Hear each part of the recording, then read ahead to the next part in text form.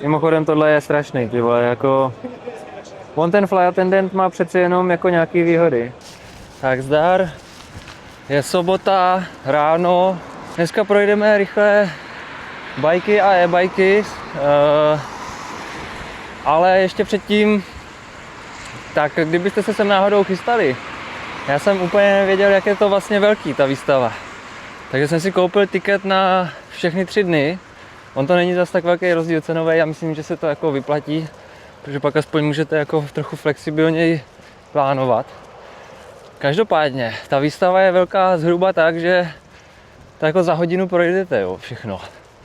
Samozřejmě, když se někde chcete jako s někým pobavit, tak to ten čas prostě zabere. Třeba já jsem tady byl včera od 3 do půl 10. A jako nenudil jsem se úplně. Každopádně, ono to není jenom o té výstavě. To Bespoke jako takový vlastně, tak má v režii i nějaký eventy, jakože výšťky. Takže určitě jako chyba, kterou jsem udělal, tak je, že jsem si nevzal kolo.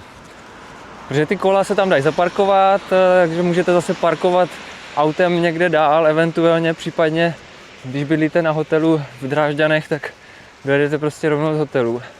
Ale rozhodně jako vyplatí se vzít si kolo, pokud jste trochu naladění na to, že ho využijete. Protože jedna část jsou samozřejmě nějaký ofiko výšťky, které jsou přímo napsané v rozvrhu, ale pak jsou nějaký jako neofiko výšťky, kde musíte znát lidi, kteří znají lidi, a pak se tam vlastně dostanete. Takže tak trochu jsem včera dostal pozvánku, ale nevzal jsem si kolo, no, takže nic. Tak třeba příští rok. Takže dneska parkuju mimochodem na stejném místě jako včera, a pokud máte zhruba stejně dlouhé nohy jako já, tak je to asi 6 minut chůze. Takže rozhodně se to vyplatí asi nechat auto prostě tady mezi domama a dojít to pěšky. Já nevím, kolik stojí to parkování, ale co jsem se tak letmo našel na internetu, tak jsem našel jako cenovku i 40 € za den, což asi bylo to nejdražší parkoviště, co tady je. Ale nechtěl jsem tady vymýšlet nějaké složitosti, takže jsem to prostě prskl tady do nějakého rezidenčního bloku, který tam není jako zákaz vjezdu, není tam zákaz parkování, nic, je to normálně prostě ulice. Takže tak. Tak, já už jsem tady vlastně blízko hlavního terminálu a za chvilku se ozvu, až se tam dostanu přímo na plac. Takže zatím. Tohle je kouzelný, tyhle. Cargo bike, dětský. Myslím si, že pro některé kolegy z práce by se to hodilo. Jsme na stánku Fräsen, což nemusí být úplně jasný z toho kola, ale co to je? To jsou vlastně CNCskaři, frézaři, vyrábí zejména tyhle věci a tyhle věci. Ale to není všechno. Mimochodem, nový Cervelo Aspero 5, to se vylamčovalo letos, myslím, a vypadá opravdu mega skvěle. Za mě nejhezčí gravel karbonový vlastně aktuálně na trhu. Volepený 62, vysoký, už 63, teď nevím, kolik mají vnitřek, ale vypadá, že to bude kolem 25-27 mm.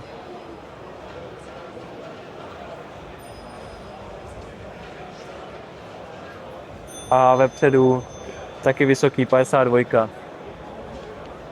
Tohle je prostě raketa.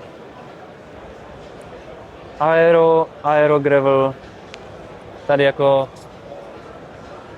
není úplně místo. A hlavně ten kokpit, ty řídítka jsou tak, já nevím, 38.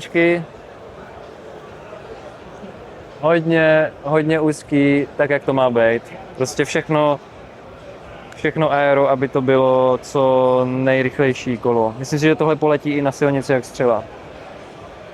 No a na tomhle vlastně firma Fräsen vyrostla, znamená převodníky 104kový, klasický, ale i direct mountový, T-typový, vypadají opravdu skvěle.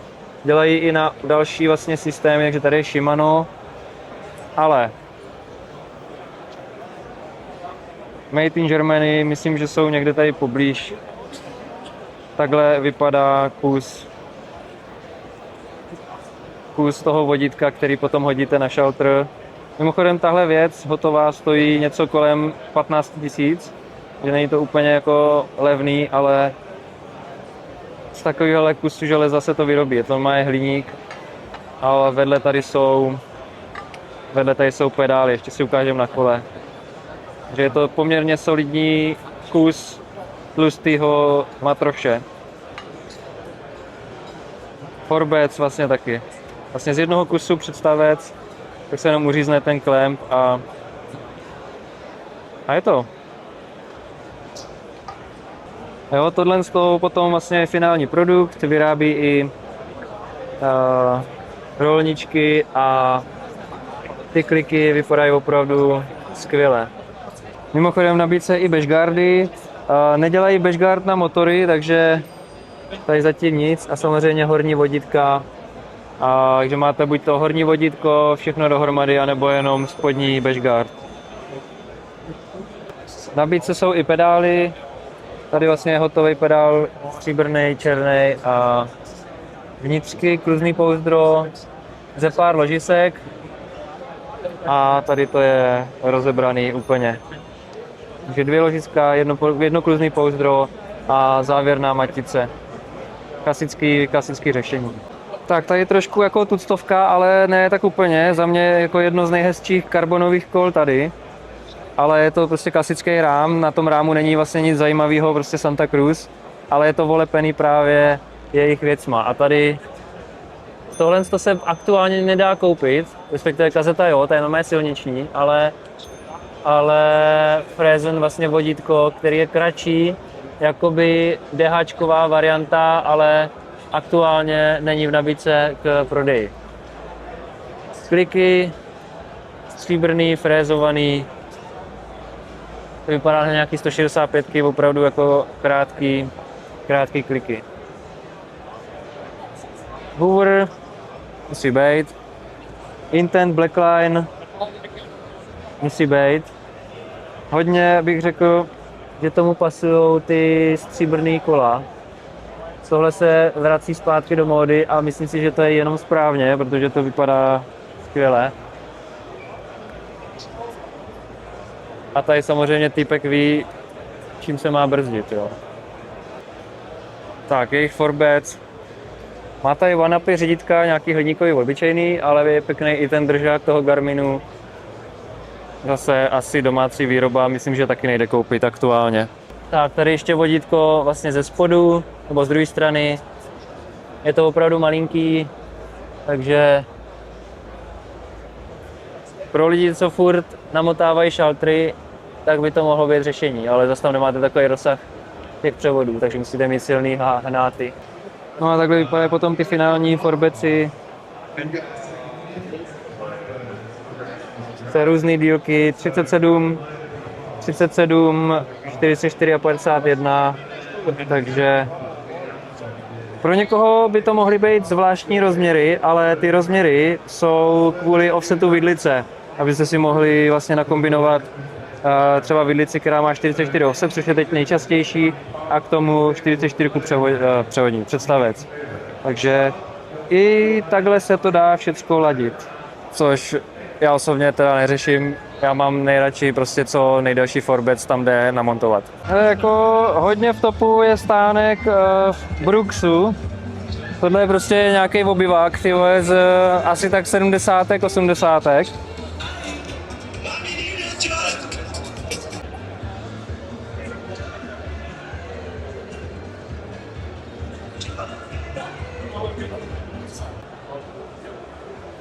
Stánek White Industries. Velký návrat stříbrných kol, chválím.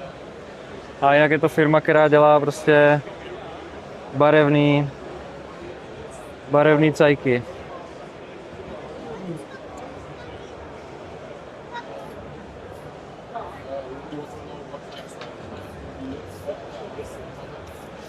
Mimochodem tady značka Tailfin, jeden z největších stánků, A vypadá to, že takhle se bude ubírat dál cyklistika, protože bikepacking vládne světu.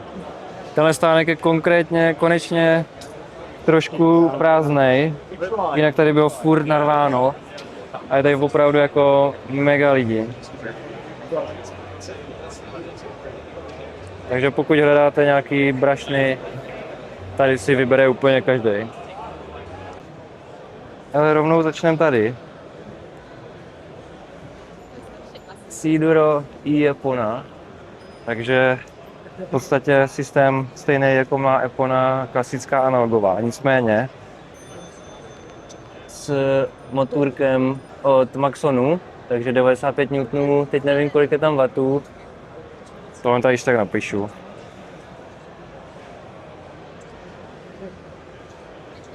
Krásný displej řídící jednotky, žádný prostě blbosti. Jednoduchý ovládání. No nevím, jestli to je Cirbel, nebo co to je, ale vypadá to jak Cirbel.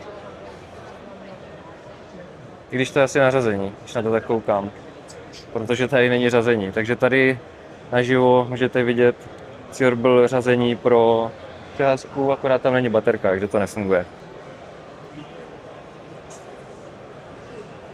Asi se tady o tom nebudu nějak moc rozpovídávat, protože možná, no, nebudu říkat. Každopádně Intent Vidlice. Je to firma vlastně Compotech, která vyrábí i pro Intent tyhle vnější horní nohy. A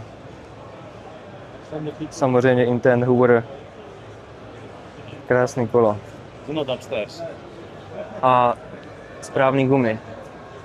Tady hned vedle samozřejmě tak Vojtovo kolo, je to prototyp funkční Mula de facto. Už tady měli včera vystavený i de facto skoro finální produkt, ale teď tady z nějakého důvodu není, tak třeba tady bude za chvíli. Tak, je tady všechno. Mimochodem o Siduru, tak nejlepší asi matroš najdete na kanálu Matěje Junga, ME Cycling, kde prostě měl rozhovor s Vojtou Bláhou, přímo Bike Check, takže to vám tady hodím asi odkaz do rohu, to najdete, a nebo bude v popisku pod videem. Tam se dozvíte všechno. Když tady ještě bude vystavený i ten finální produkt, finální model, což je takový polosjezdák, freerideák nebo hodně nazdvihaný enduro kolo, tak vám ho ještě tady ukážu, snad to přivezou. Tak, další česká značka.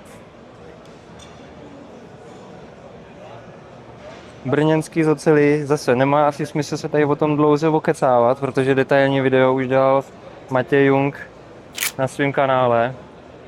Každopádně včera tady ještě měli jedno kolo na rum, který tady teď není, takže pravděpodobně Martin asi jel na výšku, na kterou já jsem nejel. Takže tady jenom vysoko a na 8 a chybí tady na rum teda. Takový pěkný sociál paket, kolo, který si možná pamatujete, když se launchoval SRAM 90.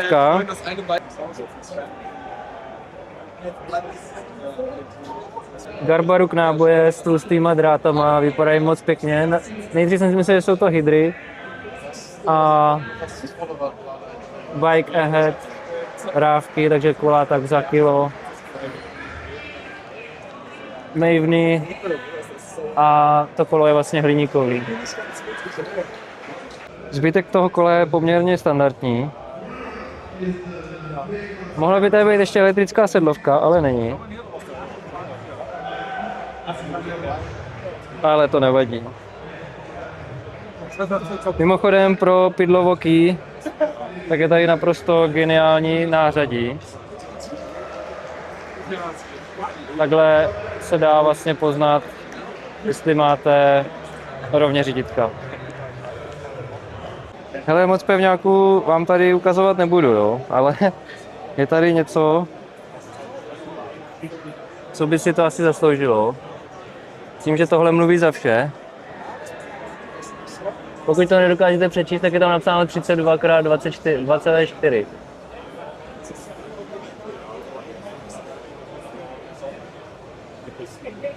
Takže to vypadá na to, že se to skutečně stane, ty vole. intent upside down vidlice, intent brzdy a hodně jsou tady vidět právě řazení od Sirblu s T-typem. Asi kolo, který by bylo na bespoke bez Sirblu, tak neuspěje. Tohle bude hodně kritický prostor pro veškerý 32 kola, aby ta délka zadní stavby byla tak nějak akorát, tak se to tam prostě nějak musí vejít, takže to je zajímavý. Hele, každopádně myslím si, že tohle kolo bude jako úplně super na prostě maratony a rychlé ježdění, cyklostezkový závodníky a tyhle lidi, tak je to naprosto úžasný. Tady zajímavý forbec od značky Prox Components. Nevím, kolik to je dolů, ale bude tak 20. Opravdu pěkně řešený.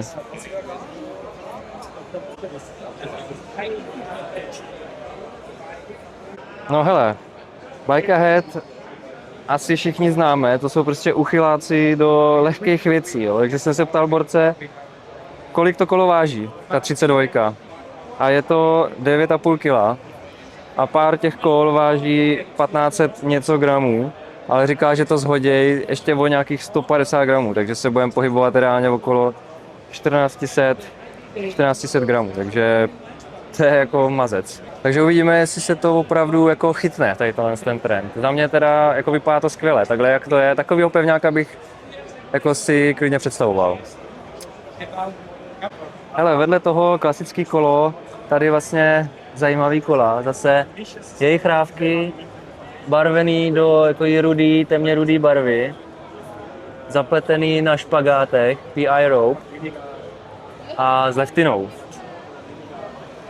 Takže opravdu pěkně odladěný kolo, řídítka vlastně taky do barvy a s celým rámem vlastně to mačuje, tak ještě i sedlo. Tohle je jako hodně v topu.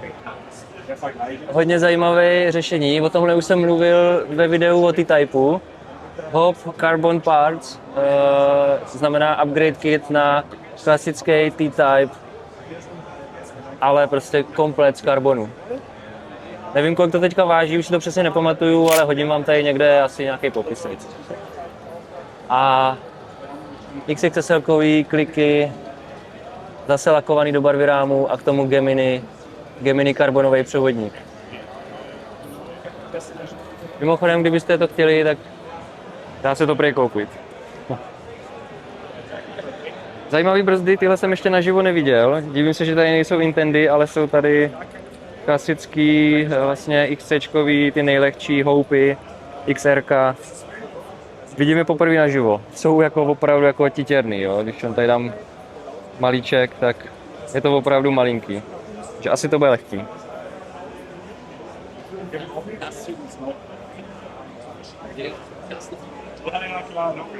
Vypadá to jako hodně dobře. Firma Raintread.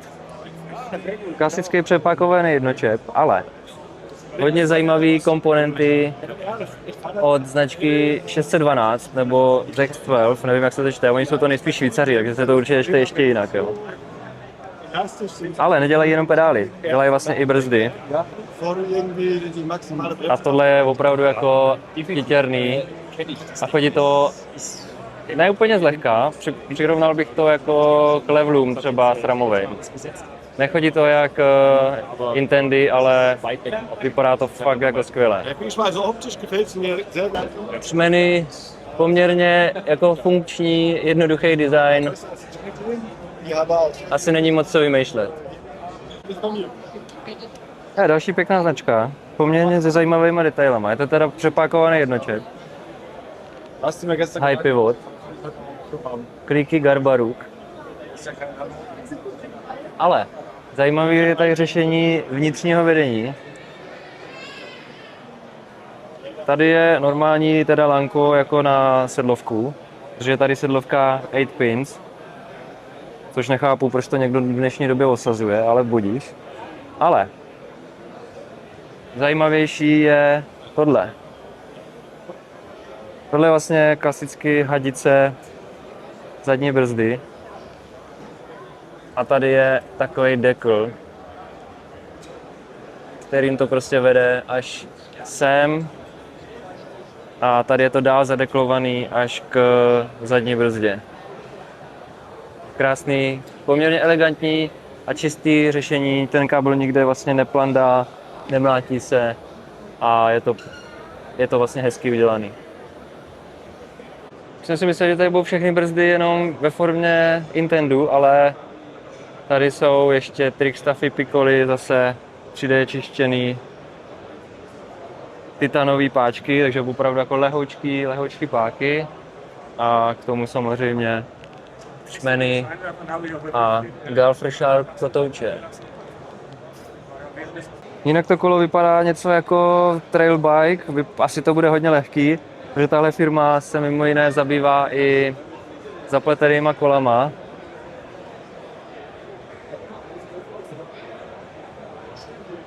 A mají tady i variantu. Tohle vypadá jako gravel, ale nejsem si jistý. Na extra light nábojích a se špagátama. Takže opravdu jako lehoučky zapletený kola. Tyhle, tak se to opravdu děje. Jako přijde vám to aspoň trošku divný. Tady docela zajímavé řešení. Je to teda asi nějaká ocelářská značka. Handmade in USA. Nedokážu to přečíst, ale asi to je nějaký Leo Velo. Bajkehe trávky 32, Aspeny 32, 2 čtvrky, Tuné náboje, Columbus vidlice karbonová a Columbus trubky. Tady poměrně hezky vyřešená ta zadní stavba, aby se tam to kolo vešlo, tak je to takhle navohybaný. A to zadní kolo s tou kazetou, ta kazeta v ruce vypadá opravdu monstrózně, tak je malinká oproti tomu kolu. A zajímavý tady převodníček, kliky od White Industries, k tomu se ještě dostaneme později. Mimochodem zajímavý vodítko Ceramic Speed, který stojí asi, nevím, 12-13 tisíc na přehazovačce za pár korun. Takže možný je opravdu všecko. Ale jsme u značky Crossworks. Zase poměrně hezký řešení přepákovaného jednočepu. Ta zadní stavba je opravdu teda masivní. První kolo, který tady vidím, tak starý dobrý motofoam kvůli blatu. Hodí se. A jinak je to pěkně vyrobený kolo. Další zajímavý kolo. Nedokážu přečíst, jak se ta značka jmenuje. Nějaký něco Cycles a bude to německý. Přepákovaný jednočep. Ale, co je tady hodně zajímavý. Upside down vidlice Bright. Tu jsem tady ještě neviděl, takže konečně něco, co není Intent. Myslím, že jsou to taloši, ale nejsem si teď úplně jistý.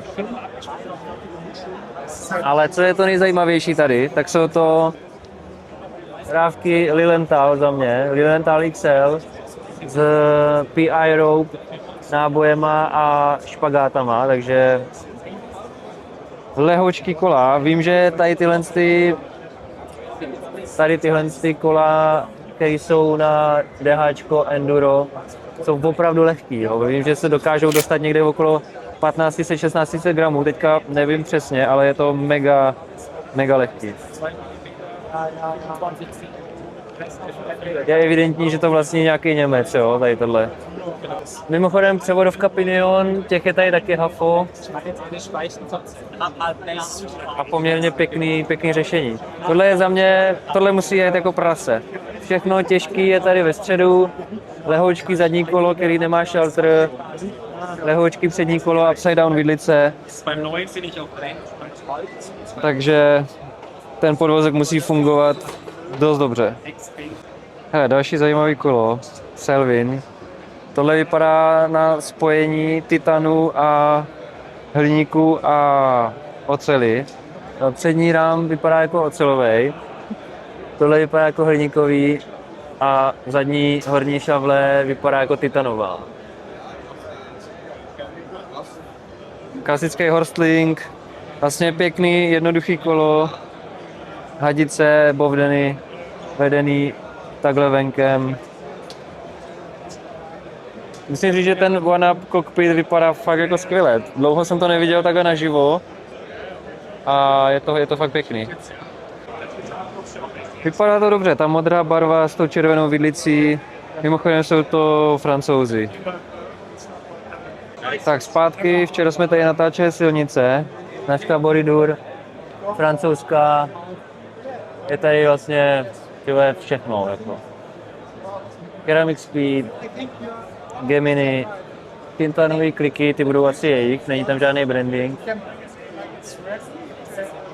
A ta povrchovka to vypadá úplně skvěle.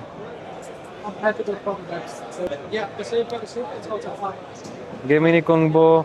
Divím se, že tady mají teda brzdy SRAM Level Ultimate, což mě teda jako neuráží, ale divím se, že tady není něco německého, co je frézovaný.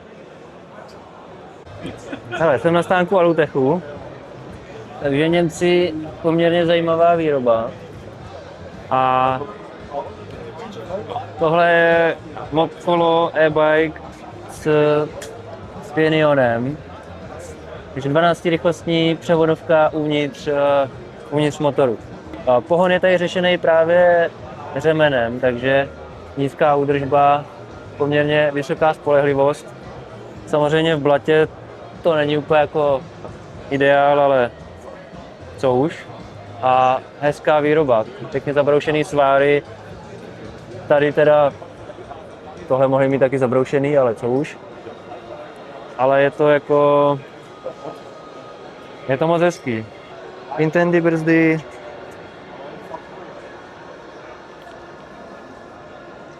S plovoucíma maguráckýma kotoučema. Tohle je ovládání čourovky, ovládání motoru. Tak, sjezdák není mrtvej, boxer, žlutý kola, tak jak to má být. A poněkud zvláštní kombo DHčkový přehazky a normální kazety. Ono by to mělo fungovat, protože ta rozteč těch pastorků je vlastně stejná, takže problém by to být úplně neměl, ale je to zajímavý. Posuvný patky vzadu, takže možnost nastavení dílky zadní stavby a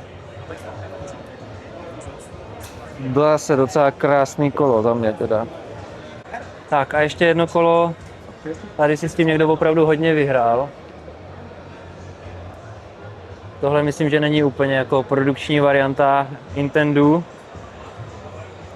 Nemyslím tím, že ta noha je vlastně prodloužená až nahoru, ale tu barvu, že myslím, že stříbrná se standardně nenabízí. Nicméně, k tomu jsou tady odladěné ještě brzdy. Zase Intent Trinity. To je pěkný detail na gripík. A k tomu ještě stříbrný křmeny. No a samozřejmě nesmí chybět Hoover, který je taky trošku poladěný. Myslím, že Origo je černý. Takže zase docela pěkně poladěný kolo. Samozřejmě T-Type. XXSL-kový kliky a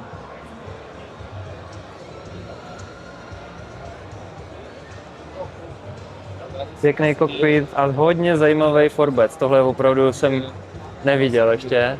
Vůbec to neznám, ani to není nějak brandovaný, takže asi to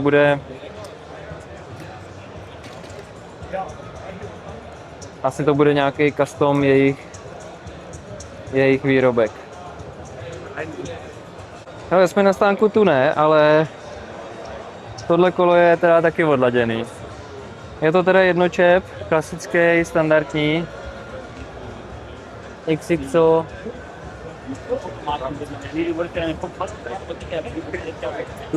Tune náboje, tune rávky.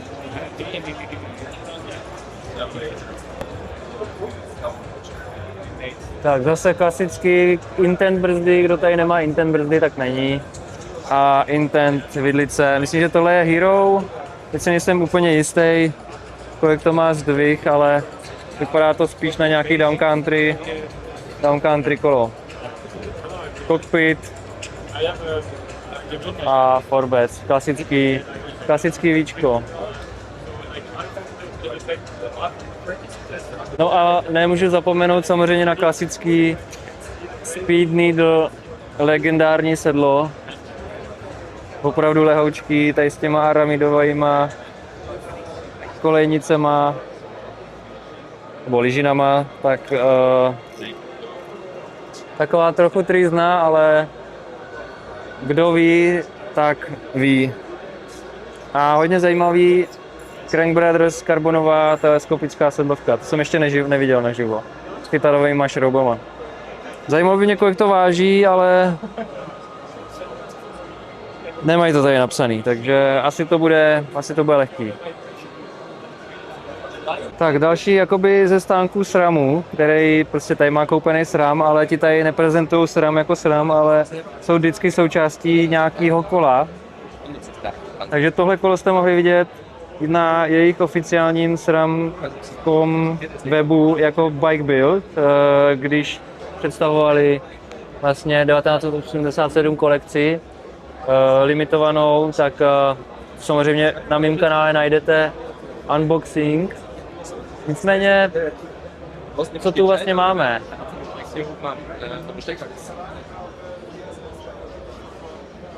Opět nějaký ocelový kolo, vypadá to na 120 mm zdvih, nebo 125.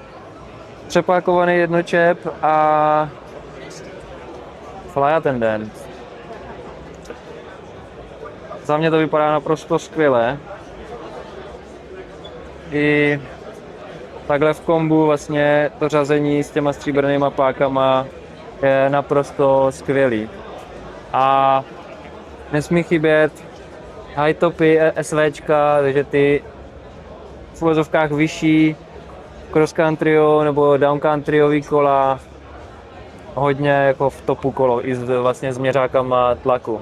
Mimochodem hodně zajímavá je tady ochrana té zadní stavby, která má opravdu jako parametry. Moc pěkná stavba. Tyhle kola se mně vlastně líbí velice.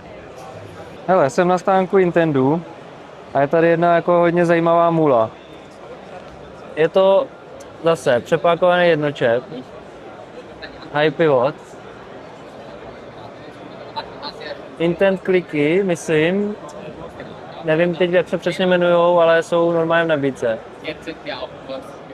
Nějaký tlumič, který v nabídce úplně myslím, že není. A pak je tady klasická vidlice. Hodně zajímavě tady jako vyřešený, no tohle je řekněme standardní, ale řazení. Tohle je nějaký starý SRAM, úplně z toho nedokážu vyčíst, co to je, protože to tam prostě vyčíst jako nejde úplně. Ale vzadu je XTR, ale takový nějaký vykuchaný. Takže tady je dost jako málo převodů na to, že to je 12rychlostní přátovačka. Takže asi to nějak jako funguje. Jinak náboje Industry 9, takže nekonečné množství bodů záběru a Newmany. Takže jedno z těch jako zajímavějších kol tady, co tady jsou, plus to, co určitě teďka neexistuje, tak je vlastně sedlovka Intent. Nevím, jestli je už dostupná, nebo jestli ještě není dostupná, nebo jestli vůbec jako někdy bude dostupná. Plus samozřejmě Intent, sedlová objímka, hodně tenká, titěrná. Rozhodně zajímavý kolo za mě.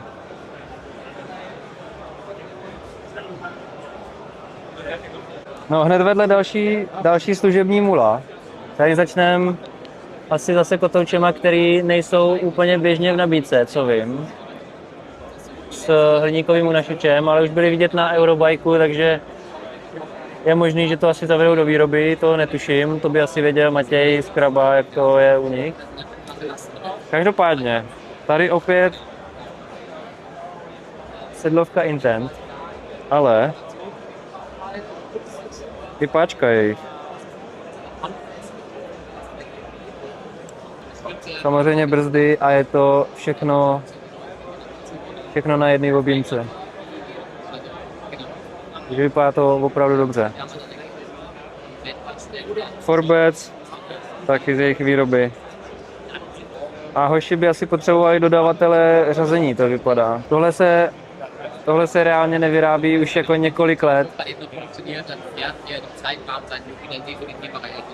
Mimochodem je to kolo arcade a pořád jsme na stánku Intendu. Tady zajímavá poznámka. 11,6 kg Super Trail Bike. A asi bych tomu i věřil, protože PI rope, vlastně náboje, k tomu špagáty a ehedy, široký rávky.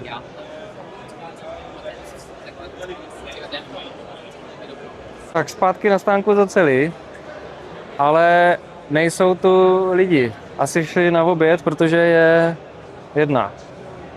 Nicméně na room je zpátky. Evidentně se bylo jezdit. A tohle je opravdu krásný kolo. Intent Flash asi, a teď nevím, jestli to je Flash, ale myslím, že to je Flash. MT7, kotvy,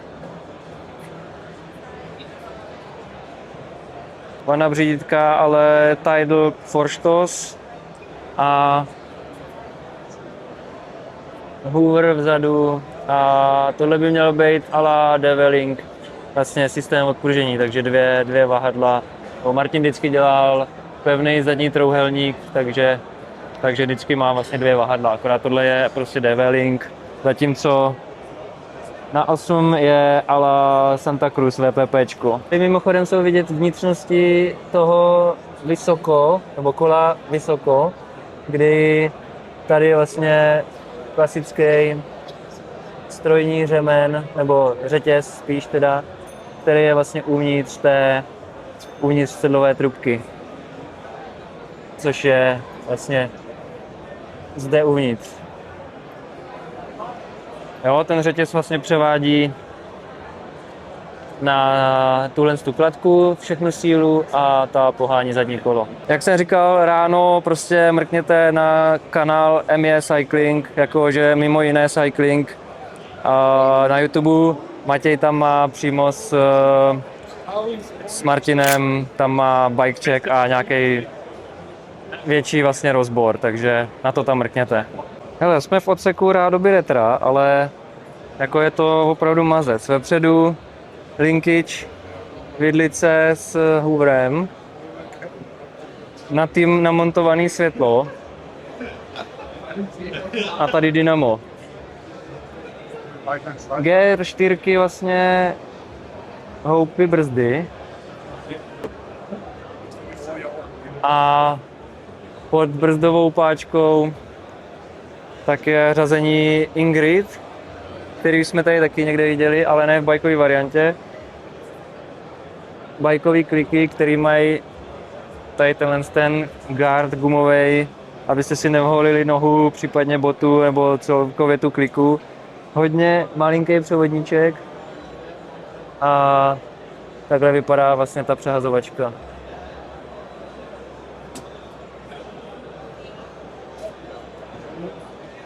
S velkým rozsahem, takže vlastně moderní rozsah. Mám vzadu taky Hoover a uvnitř dost jako pěkná brašna. Tohle musí vyrábět nějaký Němci, protože to je snad materiál, ze kterého se dělají ledrhozny. Tady je normálně kožený poutko, opravdu jako pěkný matroš. Mimochodem, tady k tomu ještě nosič na přední vidlici, abyste si tam mohli dát nějakou bagáž, jak takhle z boku, tak i dopředu. a ten blatník, tak ten je jako dost vtipný. Když nemáte vlastní stojany na kola, tak jsme na letišti, takže tady se vždycky něco najde. Retro v moderním havu, Steel Sour PP. Rohy se vrací zpátky do módy, stejně tak jako tady tyhle AliExpressové návleky na brzdy. Ale vypadá to moc hezky, jako řídítka, Hyperlighty, Forbet, zase CNCčko, XTR bezdrátový.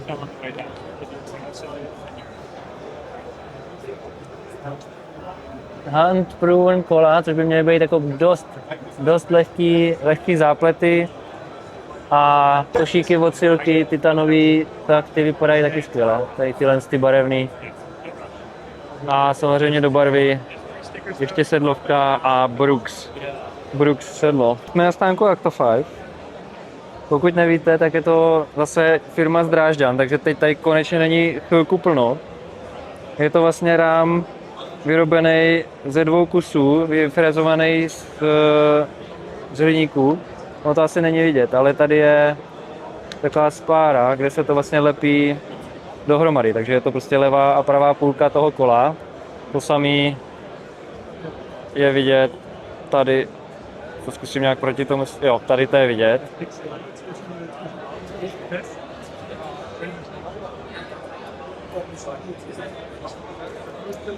Pěkně vyrobený, tohle se mi hodně líbí. Je to žebrování uvnitř, zase aby to prostě bylo nějaký poměr lehkosti a zároveň tuhosti. Hodně bytelná ochrana zadní stavby. Tohle je nějaký kus plastu, ale tohle je nějaká guma a tohle je teda, to je jak Alcantara, tyhle, má z volantů, by se dalo dělat. Mimochodem nemají tady žádný ty svoje kladiva, na který jsme byli zvyklí třeba u Vojty Bláhy před lety už. Nicméně tady aspoň e-train, takže cross country, nebo spíš trailový kolo. Zase na Intendu s mechanickým XTRkem.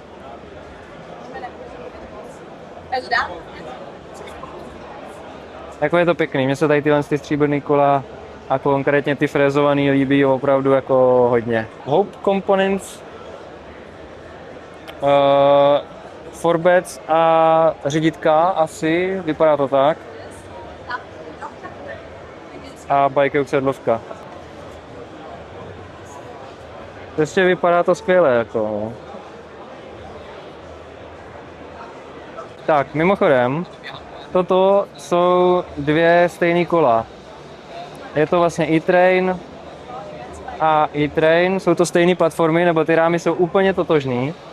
Tohle je jenom menší velikost, ale jinak je tady vlastně voleb 35, Sitka 120 a Sidlux, takže je z toho víceméně cross-countryový kolo, i ty pláště tomu samozřejmě tak trošku odpovídají. Takže hodně jako nebo platforma, která je jak na trail bike, tak na cross country. Jo, je tady i vlastně další Forbets a opět toto sedlo. Cením každýho, kdo to má, protože tohle je opravdu za mě skvost teda. No a tady na stánku Schwalbe tak je ještě P-Train, který v podstatě jako na první pohled může vypadat stejně, ale je to vlastně high pivot, taky jednočep a pořád vlastně ta stejná písnička, to znamená lepený rám, tady je taky vidět vlastně ta spára, kudy vlastně vede ta půlka a je to prostě enduro kladivo, který má tady takhle vyfrézovaný ty zadní spěry zase, aby to byl prostě nějaký optimální poměr tuhosti a váhy. Mimochodem trošku custom made, zase Hoover, ty tady jsou všude. A k tomu Intent Blackline, ale v modré barvě zase. A aby to ladilo, tak samozřejmě ještě houpy tak pěkně do barvy, když úplně to jako nelícuje, ale co už. Hele, furt jsem na stánku Schwalbe, ale teď jsme u kola značky Auckland. Jsou to Angličani a tyhle tohle jako nevím kolikatí čep to je reálně, ale je to prostě nějaký virtuál. Ani si to teď úplně nedovedu představit, jak to vlastně funguje. Ale píšou, že to je super pod brzdou a skvěle se na tom jede. Takže to bude těžký jak kráva, ale asi to dobře pojede do kopce. Mimochodem, tady se dá evidentně ladit buď to geometrie, nebo dílka tlumiče, těžko říct. Ono moc informací tady o tom není, ale píšou, že to má 180 mm zdvih, takže to má být taky nějaký kladivo. Ale vypadá to dobře, minimálně ta barva je hodně dobrá, ten přechod je skvělý. Další hodně pěkný stánek, Wallern Cycles, v životě jsem o nich neslyšel, ale tohle vypadá dost dobře. Mají tady fula s pájenýma trubkama, takže klasický řemeslo ještě nevymřelo. Minimálně na silnicích je to poměrně běžný a na gravelech, ale na bajkcích jsem to popravdě moc jako neviděl. Zase jednoduchý přepákování, jednočep, přepákovaný. Není potřeba mít předovou objímku. A vepředu nosič, poměrně elegantní nosič, který se chytá takhle na sloupek vidlice pod forbec. A vidlice, tam myslím, že už se moc jako koupit nedá, ale je to normální sit, ale s brainovou patronou, takže to je někde vykradený z nějakého speciala a vzadu jdete špric. Mimochodem tohle je strašný, ty vole, jako on ten fly attendant má přece jenom jako nějaký výhody. Tak jsme zpátky na Seadoru, takhle vypadá už téměř kompletní produkt. Tohle je teda jakoby sjezdovou, ale pořád endurová varianta. Je to de facto to kolo, na kterým hoši budou závodit.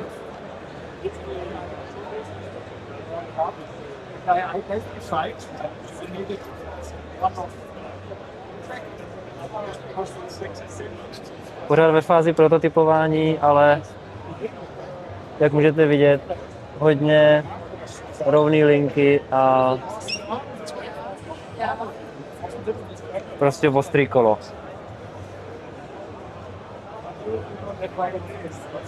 Počkejte a zjistit, jak se to bude jmenovat.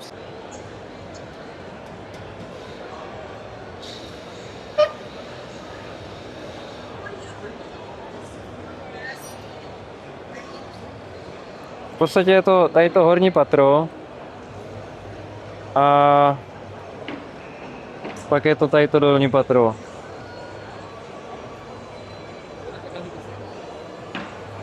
No, já to dneska balím. Teď si dám krásně 4 hodiny dom. Doufám, že to budou 4 hodiny, možná to bude víc. Každopádně si nějaký závěr udělám, až dojedu dom. Rozhodně ale ta akce jako vyplatí se to navštívit, je to kousek, je to za hranicama, je to vlastně finančně je to naprosto dostupný a rozhodně ten program jako takovej tak je vlastně suprovej, takže můžete se jít podívat jenom na kola, anebo samozřejmě můžete se jít svést na kolo s někým, případně tam bylo i promítání nějakého filmu, který můžete vidět i na YouTube, ale samozřejmě nějaká jako hromadná prezentace má taky jako svůj smysl. Tady Dresden International. Rozhodně můžu doporučit návštěvu. Za mě osobně je to blízko, jsou tam hromady zajímavých kol, hromady zajímavých lidí, všichni se s váma chtějí bavit.